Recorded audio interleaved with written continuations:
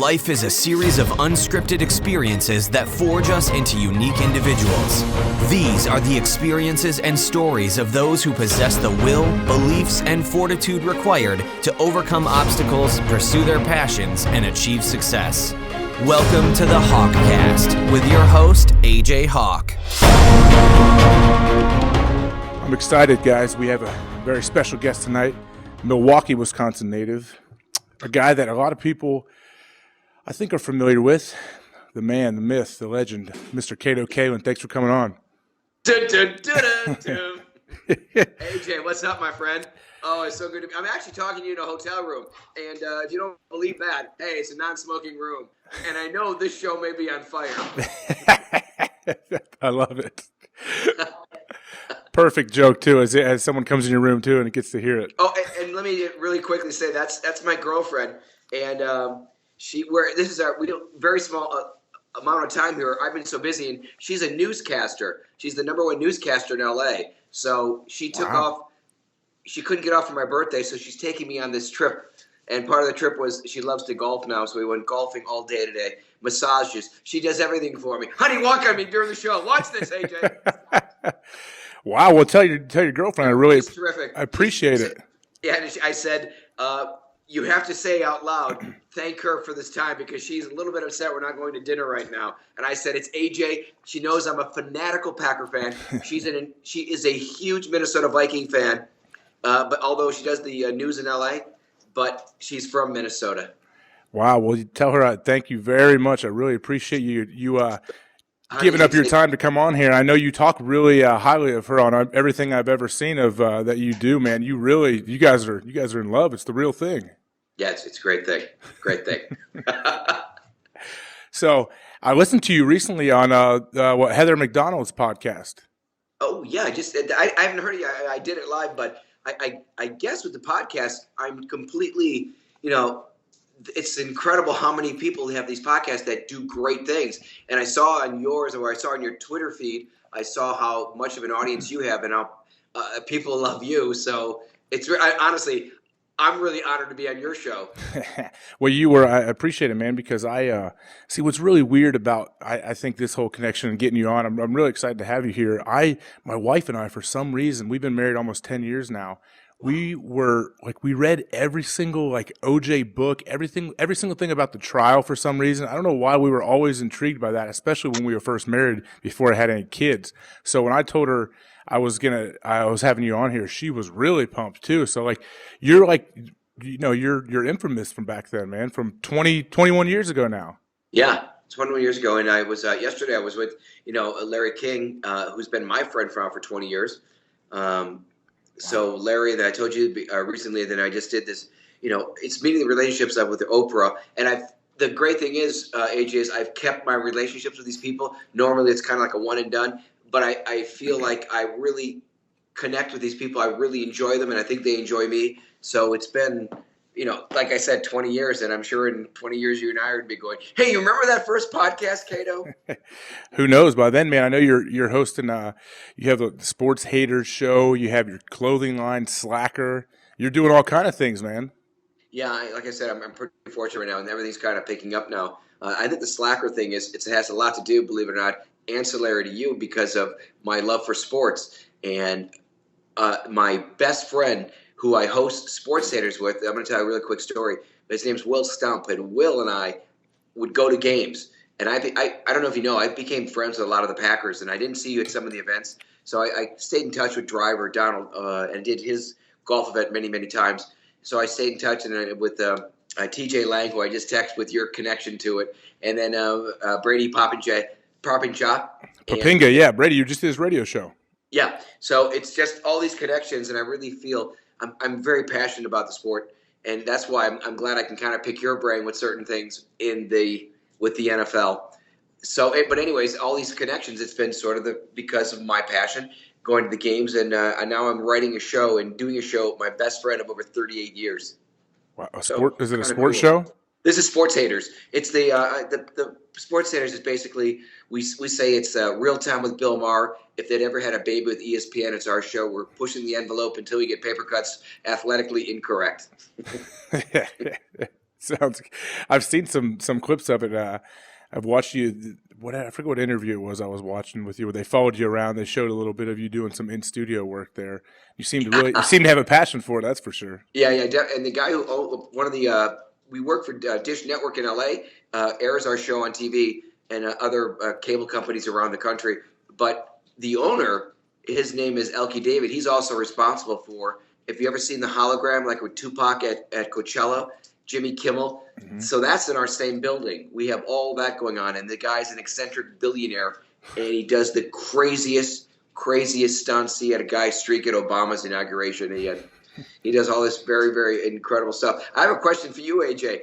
So you've been following, the whole thing. You read the trial, the books, and did you always have long hair, or was that the Kato look?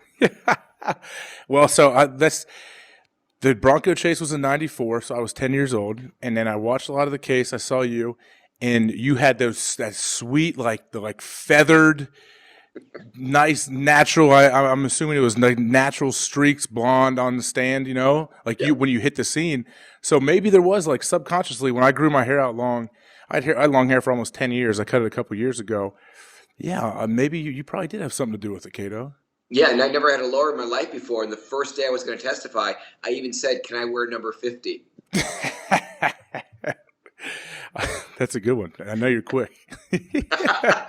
I know you hang out at comedy clubs a lot, so I know you've done a lot of things. Yeah, I do a lot of hosting, and a lot of it's comedy. I've got every comedian in the world I kind of know, and I hang out at a lot of the great parties, and it's I guess I'm fun to be with. Yeah, of course, man. That's why you have those relationships, 20-year relationship with a guy like Larry King, Barbara Walters, and I know you've talked about it. It's got to be frustrating when, don't you think from everything I've seen and listened to you, it seems like the media really painted a picture that was not true of what you were back in the day. Well, I'm glad you said that, because it is really true, and it's not. I'm not the guy sort of portrayed in the American Crime Story, Billy Magnuson, who, he's a great actor, but the choice of him making me the, I guess, in lack of a better word, is just the airhead, which I'm not. I just think that's what the writers and everybody said. Let's just go with the Kato being this guy, and if they make it a comic relief, who knows?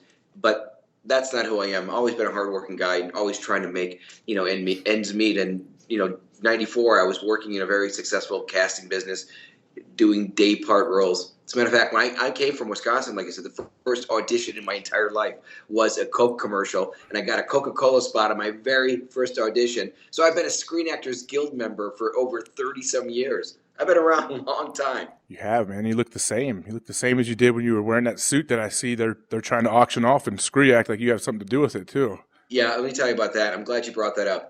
I have absolutely, and it really upsets me, absolutely nothing to do with that. And I think it's disgusting that someone who is trying to sell and profit off this trial of a suit that I wore, and it honestly disgusts me that someone would do that, and someone that says they're my friend. A friend would not do that. So for people that don't know what you're talking about, you're right now, I guess, online on eBay or something. The suit that you wore while you were on the stand, I guess. Yeah, one of the days. Is being sold by the guy. Did he give it to you or what? No, what happened was the guy, he is a publicist, and he was giving me the suit. So after I testified, I said, "Yeah, sure, I'll wear this suit." AJ, did I lose you? Did I go back? There you go. Yeah, I think you got put on hold or something. No, I don't know. Like I said, I haven't used Skype, so I don't have my computer. I'm using a phone, and I guess if someone calls me, and it was Aaron Rodgers. Anyways, I thought it was OJ. My bad. I thought OJ was using. He's getting out soon. I thought he was calling you. No calls from OJ. It's on block. So I was saying the guy was a publicist, so gave me the coat. After I testified, he asked for the coat back, and I was like, "What? Okay, sure." So in hindsight, I'm thinking the guy. His intentions, obviously, at one point in his life to sell it. And I think the series came out, and it became very popular, the number one show in FX, Fox, FX network. And now I think he just said, "Hey, I can make some money off this." And, sometimes you got to throw in the small fish back into the sea, and that's kind of what I'm doing. I'm like, whatever, guy. Yeah, I know it. I know you're not involved with trying to sell the jacket you were wearing then, but yeah. So you said you referenced the trial or the show on FX now, with the People versus OJ Simpson, the American Crime Story, whatever the full working title is. But how is that now? Where it's like the thing just it brought new life to this whole situation where people. So I'm 32 years old. I was 10 years old during the Bronco chase. And what's crazy is pretty much anyone younger than me doesn't really have any knowledge of what happened, and they don't remember any of it. I'm like the last line of people that remember watching the trial, watching the chase, and know about it. And it's like this. Now the show came on, and now all these teenagers and people in their early 20s are watching it and just can't believe what happened. Yeah, it's well, you're right. It's like the new millennials, and they're seeing this. The trouble with this is they're seeing this sort of as a documentary, and they've got to realize, hey, it's not a documentary. It's a TV series now, because there are mistakes that are being made. I can tell you if you know or not. I know you obviously. Sounds like you researched a lot. There's certain things that they just miss completely, but that's television. They miss, for example. They show a scene where OJ, in the very first episode, one of the most important things, he goes into his car to Chicago, and the limo is in the street. And AJ, part of my testimony, well, the biggest part was I'm in the front yard where the door is to his house with the limo driver, and he's got his luggage right in the front. And I'm helping pack his suitcases here. I'll help pack it. And then I see a bag to the left side of a car, and I start going towards it. And OJ goes, no, don't touch that. I'll get that. That bag's never been found. But on Dateline, like 2 weeks ago, they show a guy from American Airlines that was talking about a bag that OJ was throwing stuff out into the garbage. So that bag's never been found. And they just missed that point. They have a scene where the detectives take me towards the back where I said I heard a noise. I never was there. I just said I heard a noise where they find the bloody glove. So it's just these little things that went on. I was never in the house during the Robert Kardashian reading the suicide note. They cut to me in the house like, oh, this is crazy. I was never there. It was they wanted that wig to be in a lot of scenes, AJ. So that's not that kid's real hair? No. That's not his hair. That's got to make you feel good, though, that he's got to wear a wig to try to emulate your real hair back then. Yeah, and I think Sarah Paulson's gone through about 15 wig changes during this. Yes, she does a great job playing Marcia Clark. And how close were you with Marcia Clark back then when you were testifying? Well, I spent at least 20 to 24 hours at least of doing questions with her. I had never had a lawyer in my life either, so I had to meet with the prosecution because I was her witness, and my lawyer said also meet with the defense. Be the guy that hears both sides. So, Marcia was great. In their office, I remember mentioning that Jim Morrison, she had this poster, and they're putting that in every scene that she's in her office. So I guess they're keeping some things, true to what her office looked like. And the trial transcripts, AJ, they can't screw that up because that's public record. So you say you met with the defense as well. So were you sitting there meeting with Johnny Cochran before you took the stand? I met with Cochran. I met mostly with Shapiro. And they were just, asking me general questions of, OJ's state of mind, that sort of thing. And I always tell people, I said, I thought OJ was like lonely, and he came to my door one night where he never had done before. And then when that was brought up during the trial, they would say, Mr. Kaelin, it's speculation. How can you know how a person feels? And I said, well, you're asking me. And I said, I just thought he's never been at my door before. And, he asked me if I could break 100, and I couldn't. So you were that's what's weird to me is that so you were considered a prosecution witness, right? But you meet with both sides. How does that work? Well, I'm a witness. My lawyer advised me to meet with both sides. He just said you want to hear from both lawyers, and also tells you what kind of questioning they'll do to you while you're on the stand. And how different was that from like your rehearsal you had with Marcia Clark to when you actually took the stand? Well, that's a great question because during that time. I was known, people would say, look at Kato knows more than what he's saying. And that was the furthest thing from the truth. It was me going through over 20 hours of meeting with Marcia, me thinking of what the question was to make sure I answered it right. And it gave a sort of that deer in the headlight Kato look like, gosh, I don't remember that one. It's like you at Ohio State, your final exams going, oh man, it's, you start thinking about, wait, no, what's this? And so you start losing the fact that it's being televised, and you have these thoughts going in your head, and you pause because you want to answer it correct. But then once again, the media made certain things in my testimony, AJ, sound like it was all sound bites. They picked the sound bites they wanted, and the sound bites sometimes they wanted the Kato kind of look like he was the dummy, and it was once again the furthest thing from the truth. When you were sitting there on the stand, when you finally, were sworn in and everything, could you sense like the magnitude of what was going on? At the time, no, I didn't realize it. It would probably be after my day one or day two of testifying, and then knowing that I had to have a lawyer in the first place, and then it was beyond a circus for me. And I actually had a publicist, and the publicist that I had, oh gosh, I can't now his name, Lee. He repped Michael Jackson, and some of his people at that time said, "Oh my God, Kato, when we go out with you, it's like you were one of the Beatles or Michael Jackson." And it really was. It was a zoo for me sometimes, where I became introverted. I didn't want to go out anymore because people, it was adulation and condemnation. People would say great things, and then people would back it up with something that was just horrific, and I hated it.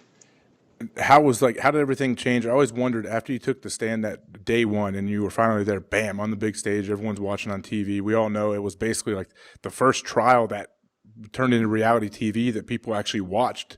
Now it was like the Jodi Arias case and different ones that a lot of people have watched. But Yeah. oh my gosh, Casey Anthony, yeah, that one really was out there. But how did your life change from not only there's obviously months before the murders happened and you had to take the stand there. I'm sure you kind of could stay under the radar a little bit then, but then after you took the stand day one, how did your life change?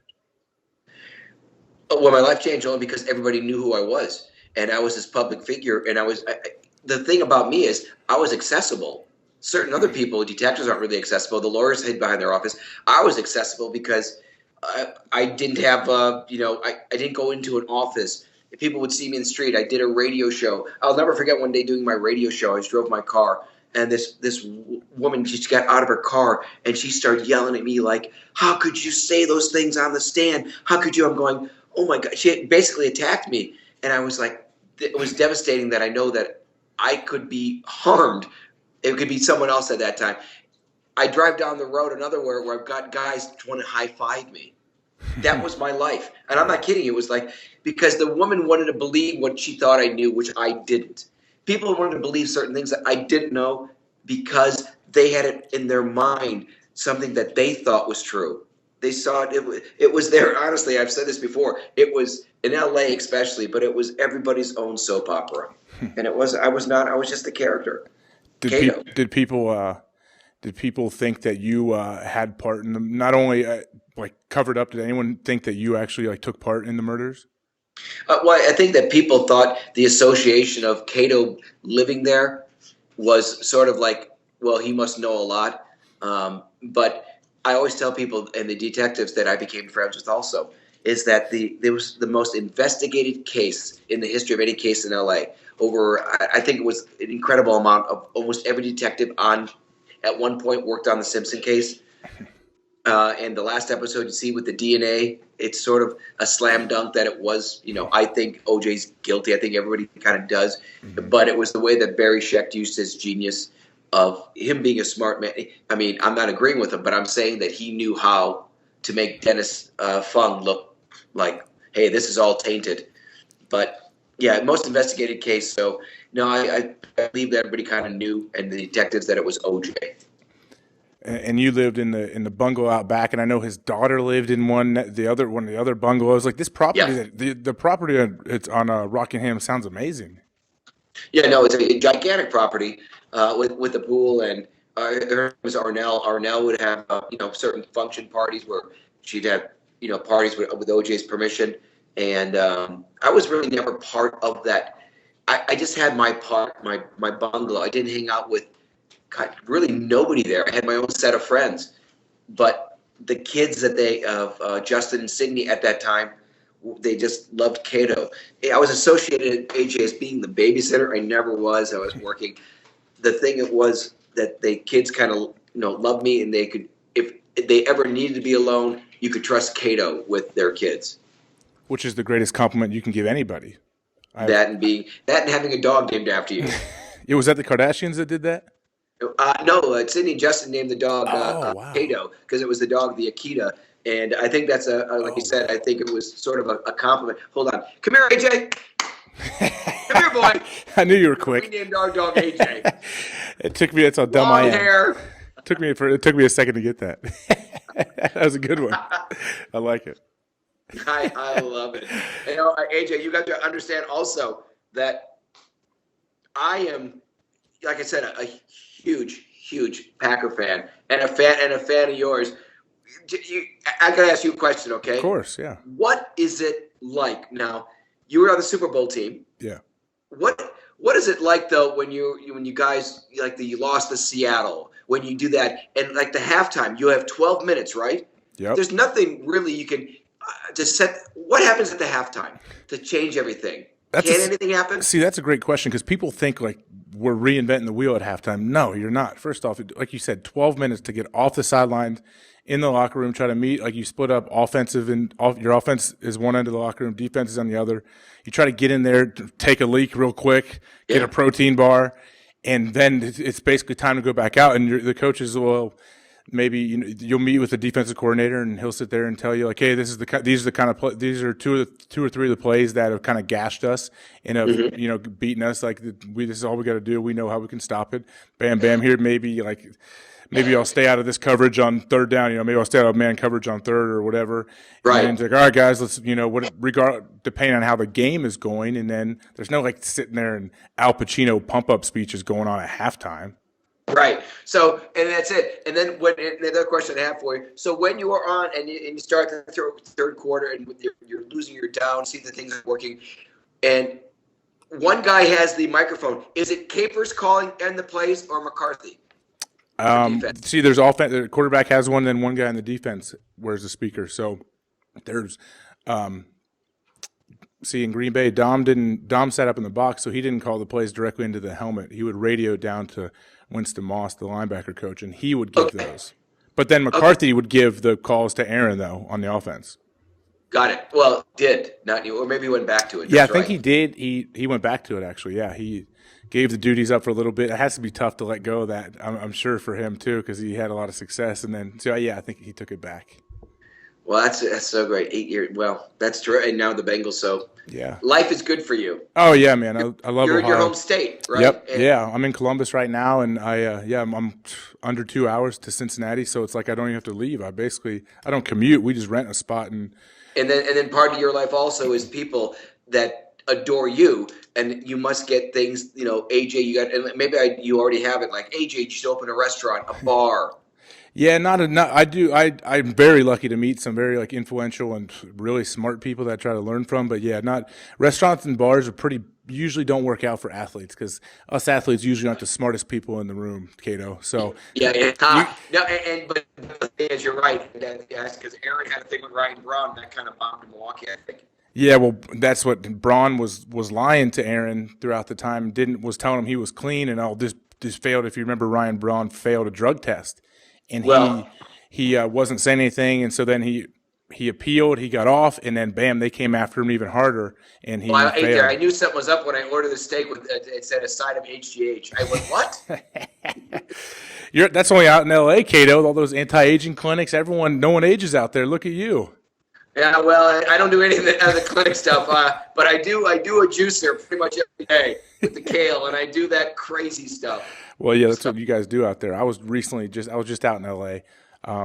Filming an episode of Celebrity Family Feud, AFC versus NFC. What's it called? Celebrity what? Family Feud. I love it. It was fun, man. It's Steve Harvey. Really? Yeah. Long, I hope. Steve Harvey's hilarious. He's really good. Phenomenal. He's best teeth in showbiz. You're right. Best transformation from like a 20-year flat top to completely bald. Oh, yeah. What happened there? What happened? Like there was no process of like thinning or anything. It's just straight bald. It was almost like Agassi when Andre Agassi, remember he was wearing a little wig or whatever, I guess with his long hair. No, yeah. Agassi had the long hair. You're right. He wrote about it in his book, I remember. Yeah, that's great. So obviously you're traveling to do the sport thing. And you're I'm friends also with a guy named Tony Saragusa, very close to. Oh, yeah. I do Goose's charity. So I do a lot of charity work. And the woman I date, Lena Wynn, the newscaster, I met her through her charity called Lato, Love Across the Ocean. So when I first met her, and I said, oh, my God, this woman is gorgeous. I said, you're Lato, I'm Kato. Why don't we? The rest is history. Bam, and look at you, man.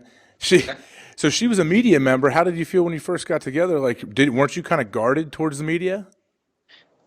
Once again, a great question. And when I met her at her event, it was at a red carpet event. So I'm walking the red carpet, and the last thing is she takes off that. She wears her media when she's doing the news. That's where she has to wear that crown. But off, nobody realizes she's hysterical. She's extremely funny.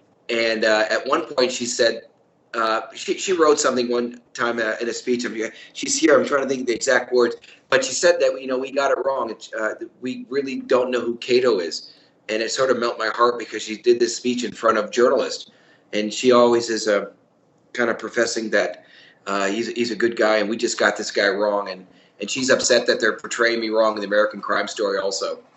But it all works out. Hey, I got her in my court, and I usually don't say the word court, but it's good. It's good to have someone that's always at bat for you, and I love it. Oh, I feel nothing better than feeling like your girl has your back no matter what, man. Oh, she does. She really does. That's amazing. Now, that's her gargling in the background.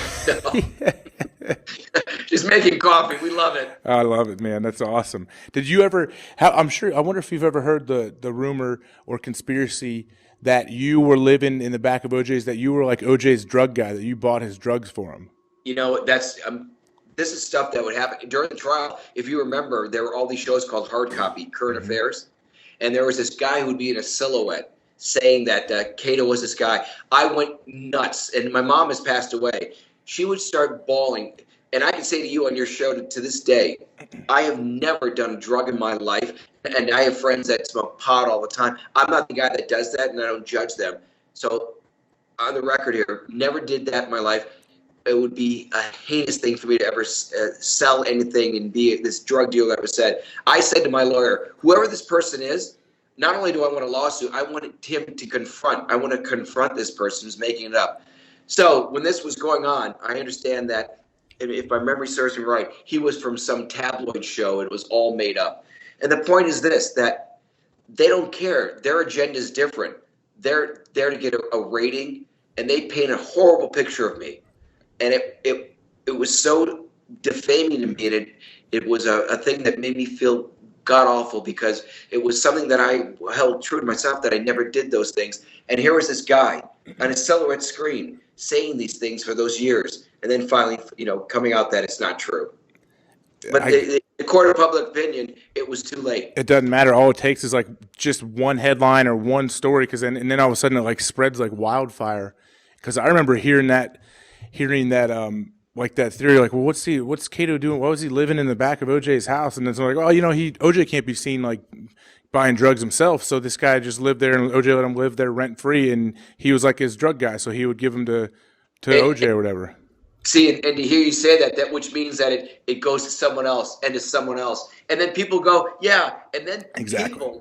people start saying stories of, I remember when I was with Kato, I can't tell you how many times people would say that I was drunk with them or I did drugs with them. And I would get so mad. And I told this one guy, and, we almost got into this fight. I said, it wasn't me. Bottom line, it wasn't me. And you're lying. So, sometimes you can't win. And when, AJ, you defend yourself, it's like you said, it's a snowball effect of, well, why is he doing that? Why is he trying to defend himself? Well, I'm the only one that can defend myself. And like I said, I'm so glad that part of my life is past.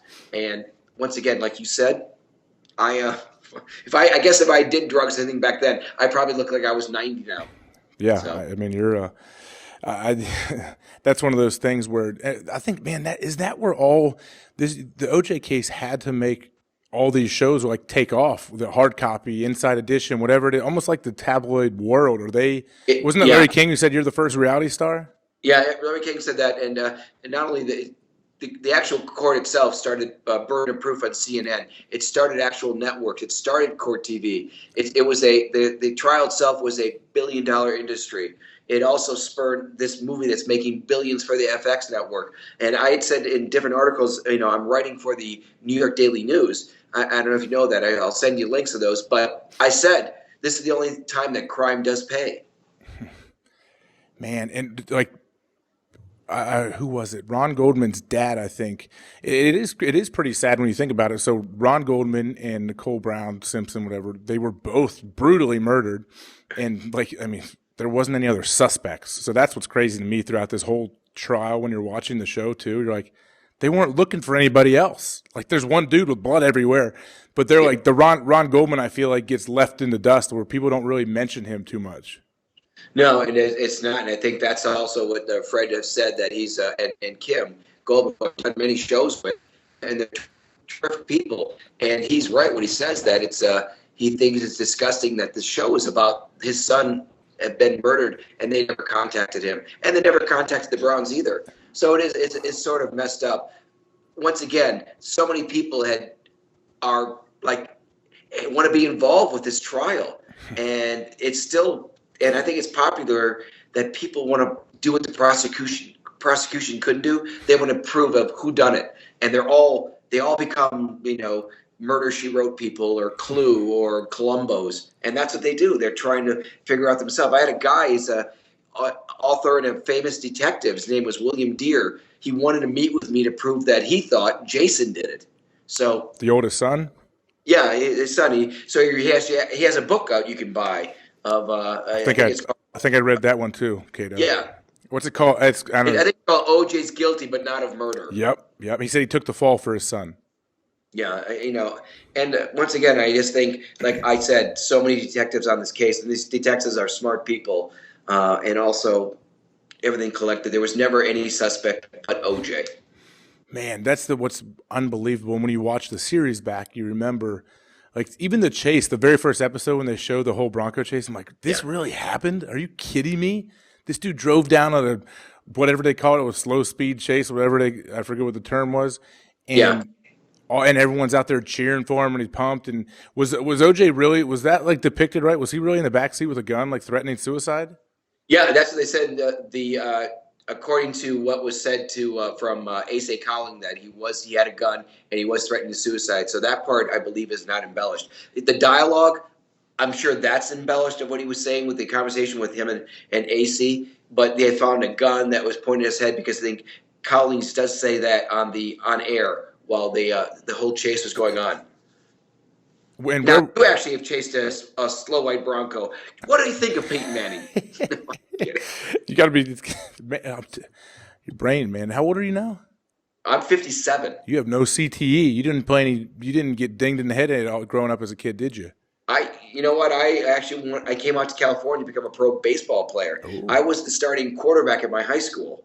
Like I said, I really know. No, I was not homeschooled. Stop that. No, but Mom, go deep. So, no, in the kitchen. So, I never got hit in the head. Yeah, that's what I'm saying. You're so sharp, man. You're so quick. But you come from a comedic background. I know. You're a lot of your history, man. You were hanging out at the clubs, comedy clubs, hosting shows, and you're almost like a stand-up, quasi stand-up. Yeah. I do a lot of hosting still. I do a lot of I did a few gigs over at the Improv recently, at the Irvine Improv. I'm doing a lot, and I actually host charities probably once a month somewhere where I'm hosting the charity. So it's great. Wow, man. I have our foundation we started when I cut my hair. We teamed up with a what's it called? It's called HawkCast for Kids. And when I cut my hair off, we started it to make custom fit wigs for kids with cancer and have people donate hair. And now we teamed up with a big cancer hospital, the James, here in Columbus. I might have to see what you're doing in June to see if you can MC our event we have every summer. I would love to be part of your event. That's great that you do that. I come, it's funny. My sister has cancer.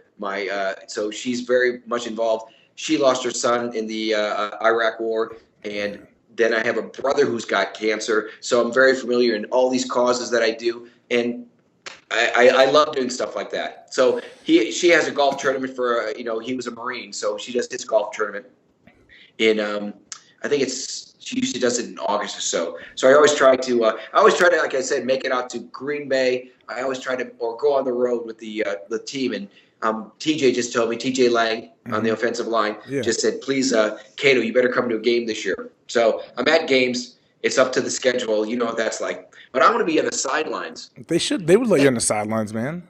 Wait a minute. Packer Bengals. I think we play this year. The schedule hasn't come out yet. I don't know though. No, I got inside. Oh, you do. Even if it's scrimmage, I mean, preseason, I'd go. Yeah, you definitely need to be on the sidelines for that one. Because that game doesn't matter who you cheer for. True. You're a couple years ago in Green Bay, Charlie Sheen came and was in the front row just pounding beers. This was before we knew he had HIV, I guess, not full-blown AIDS. Well, I'm friends with Charlie. I consider myself to be one of Charlie's good friends. The guy is a heart of gold. He gives so much money to different people and charities, or he never wants it out there in the public. Someone else has to say for it. He'll keep it under wrap. He does not want it to be. He doesn't want people to know his kindness, and I think he's the most benevolent man. He really does give money to charities, and he's not the kind of guy that says, "Pat me on the back. Look what I just did." He's just a good dude. Yeah, he's just some of those, man. Some of you artists. I'll call you guys. You actors. You're artists. You just got to have this. You got to have something that just makes you to be crazy creative. You got to be crazy in other ways too. Sometimes. Yeah, I am. I'm pretty insane. It's in a good way. It's a good thing, man. You're not boring. No, that's for good. sure. No, I'm a creative. I'm a Pisces, man. That's all creativity. Is that what Pisces are? Yeah. I don't know. I'm a Capricorn. What does that mean? Capricorn. I think you're candy corn. They're yellow and red. It's like on Halloween. They're very popular sign. Good. That's good to know. I'm good. Oh, Capricorn. Sorry. Honey, Capricorn, not candy corn. She's saying candy corn. I got to feed her. Oh, man. Yeah. I almost love you to pop in, but she won't do it.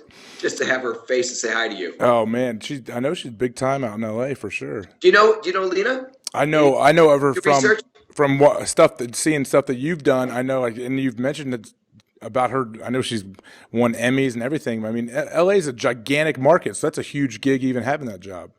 Oh, it's the second biggest market. Not only that, I think, and you've been married for 10 years, and I'm sure your wife knows sports.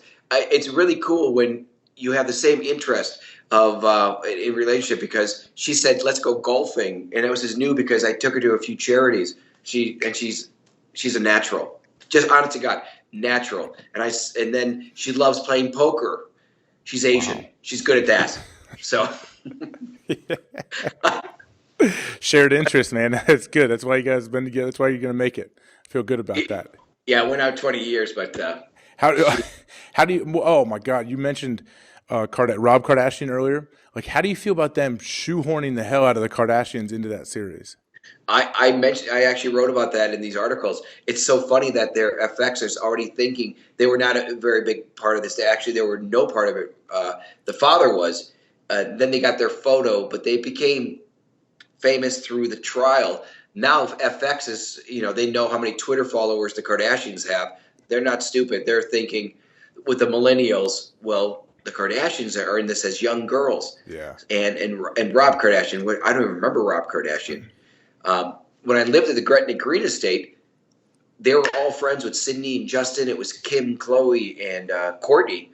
And they would just be around the house. And I remember many times they'd be in the room that I lived in, jumping on the bed and wake up Kato. This Kato. This kid, not the dog. You. Well, the dog was around too. Oh. It's very confusing. It is confusing, man. It's hard to keep it together. So Gretna Green. And a few nights I'm actually drinking out of a toilet bowl. It's all right. Everybody has, Kato. Oh, everybody has. Everybody has. Hey, what's that thing hitting me on the head? Yeah, it's all right. Toilet. That's good. When you say Gretna, no, you can't. Oh, good. When you say Gretna Green, that was Nicole's first place where she had like a guest house. Yeah, the guest house. And so that was the first. Oh, I'm sorry. And then she moved to the Bundy residence. Yeah. See, what people don't understand also, AJ, is that I didn't know OJ and Nicole at all. Like in 1989, I guess they had a slew of domestic violence. Now, it documented. I didn't know 89. Once again, people think I knew them back then. I didn't know them at all. 1993, I met. I lived there with Nicole 6 months, OJ 6 months. So it was a total of a year. And I didn't see the domestic violent part of OJ, but there's a 911 call that I actually walk in after he's gone. And part of my questioning that are the transcripts are, Mr. Kaelin, did you see him during this time? Was he crazy? And I said, I didn't see it. Did he break the doors down? Well, I didn't see it, but I'm helping her hammer the doors, so he obviously did. So the defense was, they say, well, you didn't see it. So once again, it kind of makes you like, right, I didn't see it, but he could only assume he did knock these doors down. Okay, and then so you moved from. Is the main reason you moved to OJ's house because she didn't have a guest house on the Bundy residence? No, not at all. It was I was going to move out. She wanted me sort of to live in the main house, and it wasn't the thing to do. So OJ said, "Well, until you find a place, just get in one of the bungalows." And so I ended up in a bungalow there. Do you think he was OJ was like jealous of you, or thinking that like, hey, who's this young blonde stud living with my wife? Well, I don't think he said blonde stud, but I you never know. Maybe he did behind closed doors. But in hindsight, that's actually really a great question because I was never romantic with Nicole. The kids loved me. I was her friend. But I found out later, years later, while the trial was going on, that he did have me watched, and he had detectives find out who Kato was. I had private detectives that were finding out, and he found out that he's a good guy. Kato never was with. I heard this, not from him, but I heard throughout the trial, and I met with other detectives, and I had a lot of questioning that I found out who Kato was. Was that before you moved in with him? I didn't know it. He had me checked out because it was with his kids to find out who Kato was. I found out later, years later. Okay. After the trial. So before you moved into the bungalow, he made sure, did basically a background check on you to make sure that you were okay to be around the family? Background check that I didn't know about. Oh, okay. Correct. See, I always assumed, I know you said you and Nicole, you guys, you weren't romantic with her or whatever, but I always assumed like OJ being this, I don't know. I mean, obviously none of us know him other than you. But like I could see him being like this crazy jealous dude that although he wants to go out and have multiple partners outside of his marriage, Nicole can't have anything but him. Yeah. So which made me think that he probably did have me researched and checked out. And, lucky, I guess, for me that I found out to be a guy that had no romantic interest at all. Yeah, man. So was Ron Goldman just in the wrong place at the wrong time? Well, I didn't know Ron at all, but you could only imagine it's just horrific that, like I said, everybody has their theories of what happened. I don't know, but we know that he was dropping off glasses, and I think it's Fred, I don't know who it is, that possibly there was a crime already in progress, and that he was good-natured, that he tried to break it up, and through him trying to help Nicole, he lost his life. Okay. And so when like the scene they show when they knock on the door and the Kato character comes out, like the airhead, like stoner looking kid comes out of the bungalow, that was when the detectives came to OJ's house. Was he in Chicago in his hotel at that time? Yeah. So that's when the character Kato, Billy Magnuson playing me, says, I'm not an official person, or that line that became viral. Yeah, he said that. I didn't say that line. I just remember, there were 4 detectives, by the way, in the series. There's 3, but then again, there's budgets, I'm sure. Yeah. But they come and they just came to didn't even realize they were detectives, but my mind was just thinking OJ got in a plane crash. That was the first thing that went through my mind. And then they just came in the room and just checked out everything that I wore, and I invited them in, and that was it. And then, so what time was that? Like 5 a.m? I think it's around there. It was, they have the records of that transfer. I don't know what the exact time, but it was definitely early in the morning, I would say, in that hour. Okay. And what's crazy, so they used, although you were, like you say you were a small part of the trial, they needed you badly, like the prosecution needed you badly to establish a timeline that OJ had enough time to commit the murders and still get to his plane. Yeah. Like I said, I was telling you before, that one of the most important things was he never came to my room before, really. Maybe once, but I don't think ever. And that's where he asked for the money. I didn't know he was going to McDonald's. That's the thing. He said he was hungry. He was going to go somewhere. I invite myself. As if like I said, he seemed lonely. And here's Kato, that guy's going to make people happier. In my head, I'm thinking, I'll cheer him up. Hindsight, I don't know what's actually happening in his head. He drives the car. He goes to McDonald's. I don't know. I don't eat McDonald's food, and the only thing I'm going to have is chicken. In the show, it's Kato and his hamburgers. Well, I don't eat red meat. So I get that the chicken, and one of the things I said is I waited for my entree in the transcripts to eat, and OJ just rolfed down in like one or two bites. I think it was the Big Mac, and I go out of the car when he gets back into Rockingham, walking towards his house as if we're gonna finish me eating with him, and he just stood at the foot of his door, and that I never saw him again. Man, and so that's when you went back to your bungalow. The prosecution put the timeline out that he finished eating and then got in his Bronco and drove over to Nicole's house. I mean, I think that's what people with the timeline. My timeline was exactly when I was with him, so they had that open timeline. That's when OJ could have probably, have done the crime. See, the whole thing is the evidence just in this whole trial it's overwhelming. It's overwhelming, but it wasn't. It was based not so much on evidence. It was all based on emotion, and that's what the defense did. Los Angeles, AJ, was L.A. riots. It was Rodney King. So it was this time of you could feel like retribution was going to come, and it came. And the jury, I was there when the jury was waving to him during the trial. During the trial, really? A juror, waved. I couldn't believe it myself, and you could kind of feel it there. OJ's going to be. I thought he was going to be guilty, and the verdict came up, but you could see that this jury really loved me. There was a party, I guess, where the jurors were invited to his house after the acquittal. Wow. Once again, you should read. I think you'll really enjoy these articles in the New York Daily News. I mentioned, I think they went to his house, and I don't know the jurors if he was handing out swag bags or not. So, I did actually read that. Yeah, I've seen. So do you write like a piece after every episode for the New York Daily News? Yeah, it started out as a New York Daily News approached me and said, "Would you write one?" Excuse me, I wrote the one, and after I wrote the one, they loved it, and they said, "Write all 10." But I was really proud because the second one made it on the USA Today, the Life section cover. Wow. Yeah. You don't have? Do you have a ghostwriter? A ghostwriter, no. It's all you. I have a proofreader. Oh yeah, but she won't go on camera. We all need. We all need that. Are you sure thus not spelled with a T?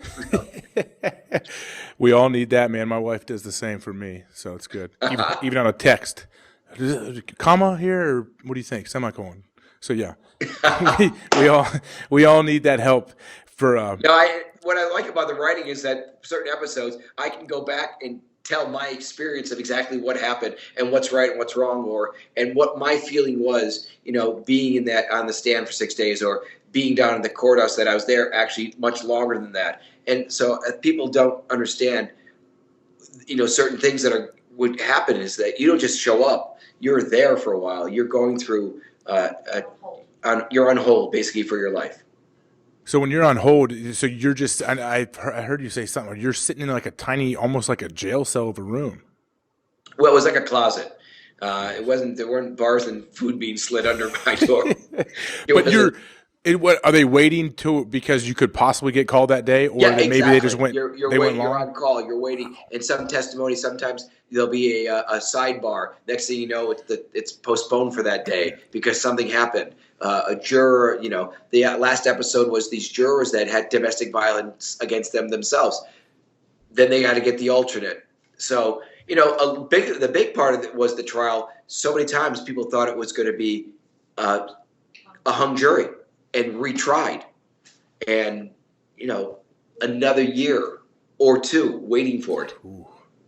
How do you think Kuba does depicting OJ? I think he does. I think certain times I see Kuba doing a pretty good OJ. I remember the OJ having these incredibly big hands, incredibly big head, and he had this stature that it showed you how much power he had. Your NFL. Who's the guy you hated to tackle the most? There's a couple of them, man. Some big guys, yeah. And Marshawn Lynch is a monster, yeah. Right. That power of a person that they can have. Mm-hmm. And you as an athlete would know you're doing a podcast is not the same mindset when you're in a game. You're out to beat the other team, right? I mean, you're pumped up. Yeah. And so, I'm sorry. No, I don't know. A waiter, hold on, more wine. tell your girlfriend I appreciate it. I'm gonna wrap this up real soon here though. I'm just got a couple more things, man. Interested. I got Kato on the line. And I'm telling you, I've got all these years of books in my head running through. Like, man, what happened if his son did do it? Well, all these. Did you read the book by one of the books that I thought that I did read that I thought who wasn't part of the trial, but he was a prosecuting attorney who did the Helter Skelter, Vincent Bugliosi. Yes, that was great. His book, certain people, I'm not picking his book because he wrote a book. He gave me his book and signed one of the most wonderful things about, not that he wasn't a fan of Marcia Clark's, and I'm not here to pick on Marcia Clark, but Don Vincent was the trial consultant. Part of one of the shows was him saying that African American women do not like you, Marcia, and he told Gil Garcetti in the show that you should get a different people to be on your jurors for you. But I think she was sort of adamant, the character playing it. But I think ego sometimes gets in anybody's way. I think that was a big mistake of who was picked for the trial, for the jury. And she thought it was a slam dunk, no matter what. Like, I'm good enough to sway any jury. Well, and I think in Bugliosi's book, him being part of, he tried Charles Manson in the Helter Skelter case. He just said sometimes she didn't know how to handle witness, and he made me a big section of his book of how it was wrong handling Kato Kaelin, who was the most important person to her. And why would it? What's this thing when they say you were a hostile witness? Like, what is that? Is that like an official thing? I believe it's a certain way that she can hold her questioning now to me. At the time, I didn't know what hostile. I thought it meant that I was crazy, crazy hostile. So I didn't understand the term myself. So she could try to say that you were conspiring and working for the defense? No, I think it's her questioning can be open-ended, and she can ask different form of questions if you're hostile.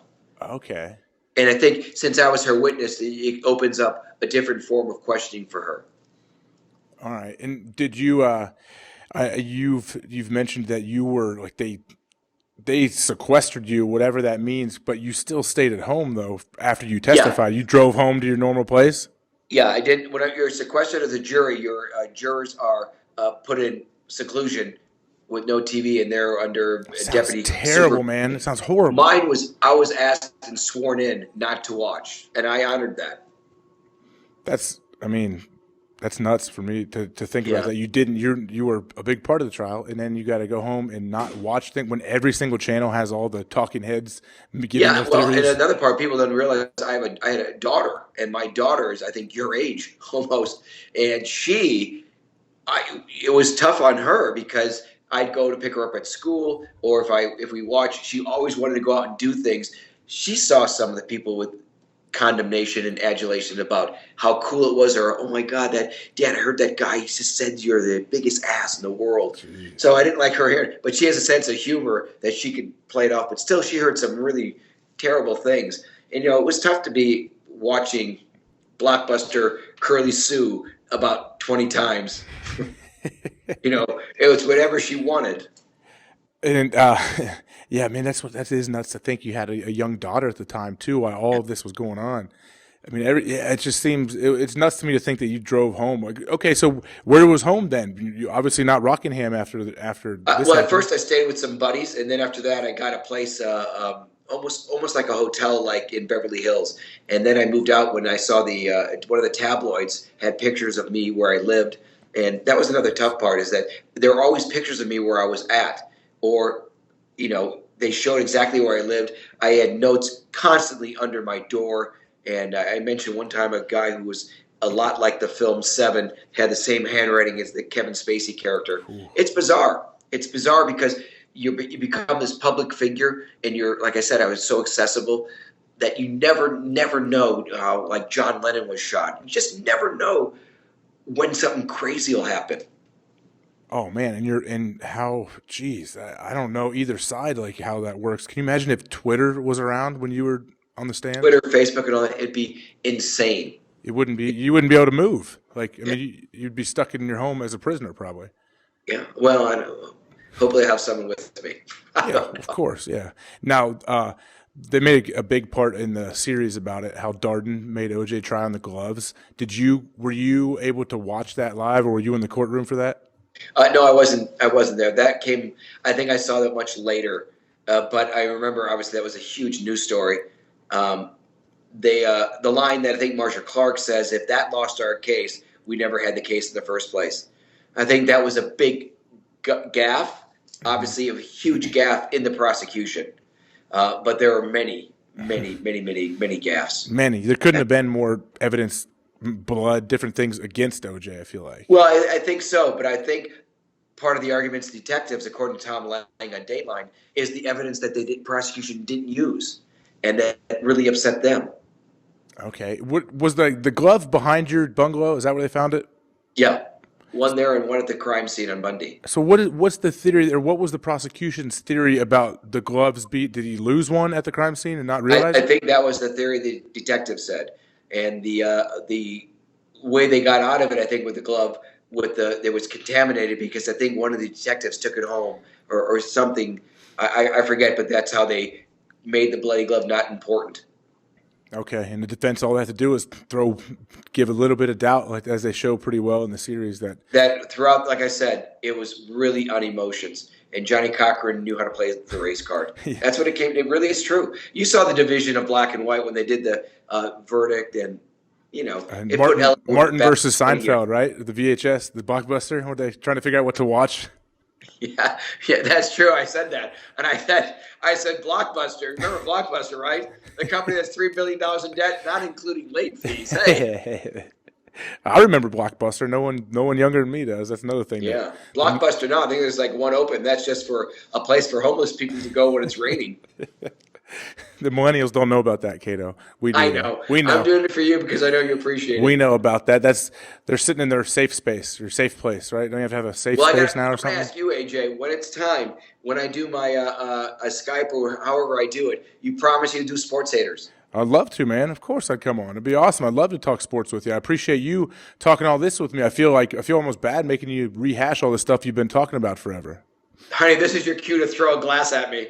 We are going to go. It's my birthday. Oh, well, it's actually my birthday's March 9th. I didn't have time to spend it with her.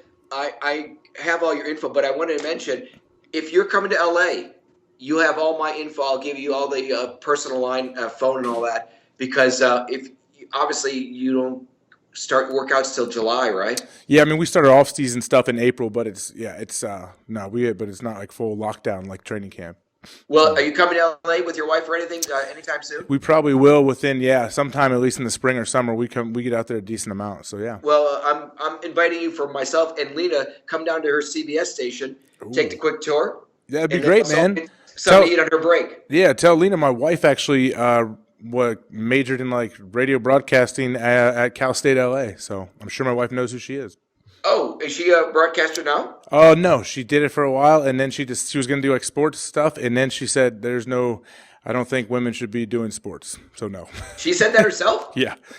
She says, I don't think women should be doing football. We do a whole thing on Sports Haters. You'll love our show. We do a whole thing on that. She doesn't truly believe that. She basically doesn't think women should be in the locker room when guys are walking around showering and stuff, which is a whole other story. I can't believe that's happening either. Still happens, man. Wow. That's what can you do that? What can you do? Just throw the towel over the shoulder and just keep walking, right? Caitlin! I'm kidding. I gotcha. All right, Kato. I really appreciate it, man. I hope you enjoyed the show as much as I did. I loved it. Sports Haters. We will put all your links on here. You'll see when we post this. We'll have your links and your Twitter account. Where can people find you on Twitter? On Twitter, just go to at Kato _Kaelin, and it's Kaelin. I don't know how many people think my name is Caitlin. It's like Caitlin, but it's Kato Kaelin. Yours with a K too, not a C. Like KK, that's right. That's right, man. All right, Kato. Really appreciate it. Tell Lena, right? Is it Lena? Yeah. Lena, if you can hear me, thank you so much. I really appreciate you letting us take an hour. Oh, my God, your hand. Oh, yeah. God, Johnny. This might be great. This might be great. Might be great. Uh-oh. Hello. Thank you very much. Thank you so much for letting us take an hour out of your night. Okay, we're out now. She's taking me to dinner. Woo! Oh, good work, man. Thanks a lot, man. I'll see you, buddy. All right, Thank you see so much. Great to meet you, buddy. Hey, you too. I'll Thank see you you. in person soon. Bye. Sounds good, man. Thanks. We're glad you could join us for today's conversation. After you subscribe to the show, head over to thehawkcast.com or reach out to AJ directly on Twitter at @officialAJHawk to recommend future guests that will help us inspire people to keep talking. Thanks again, and we look forward to speaking with you next time on the HawkCast.